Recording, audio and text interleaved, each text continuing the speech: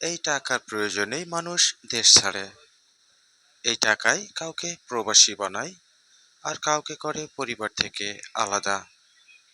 এই টাকার জন্যই মায়ের আঁচল, বাবার ছায়া, স্ত্রী সন্তানের হাসি সব পিছনে রেখে নারী পুরুষ সবাই আজ বিদেশমুখী। হাতে কাগজ, চোখে একরাশ স্বপ্ন, আর মনে অজানা ভয়। বিদেশে এসেই সব ঠিক হয়ে যাবে, এই ভাবনাটা প্রায় সবাই নিয়েই ঘর ছাড়ে।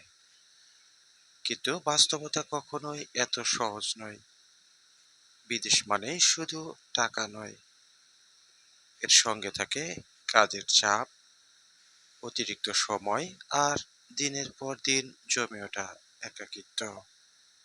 সবচেয়ে বেশি কষ্ট দেয় দেশে ফেলে আসা মানুষগুলোর কথা, যাদের মুখ প্রতিদিন মনের ভিতর ভেসে ওঠে। ঠিক তখনই মনে পড়ে যায় গ্রাম। মনে পড়ে গ্রামের সেই বিল, মেঠো পথ, রাস্তার ধারে দাঁড়িয়ে থাকা চেনা অচেনা গাছগুলো।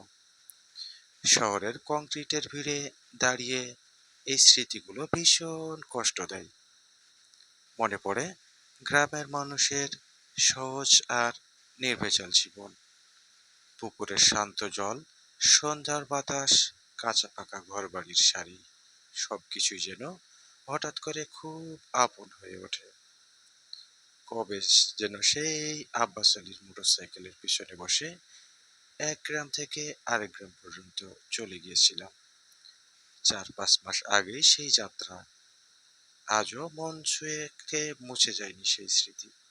চাকা ঘোরার সাথে সাথে গ্রামের রাস্তা, মাঠ আর আকাশ চোখের সামনে ভেসে উঠেছিল। এমন গল্প কিন্তু একার নয়। দেশ ছেড়ে আজ সিঙ্গাপুর, মালয়েশিয়া, সৌদি আরব, ব্রুনাই, দুবাই, ইরাক, কুয়েত, মালদ্বীপ, ইতালি, দক্ষিণ কোরিয়া সহ পৃথিবীর বহু দেশে লক্ষ লক্ষ বাংলাদেশি এই একই বাস্তবতা বয়ে বেড়াচ্ছে। তারা বিদেশে এসে বুঝেছে শুধু টাকায় সব পূরণ হয় না। প্রয়োজন আমাদের এখানে এনেছে ঠিকই, কিন্তু মনটা পড়ে রয়েছে গ্রামের মাটিতেই। তবুও মনে রাখতে হবে, স্বপ্ন পূরণ একদিনে কিন্তু হয় না।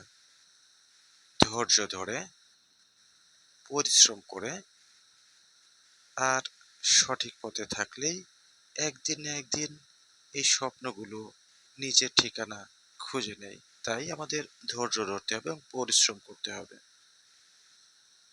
তবেই আমরা সাফল্যের চরম শিখরে পৌঁছাতে পারবো।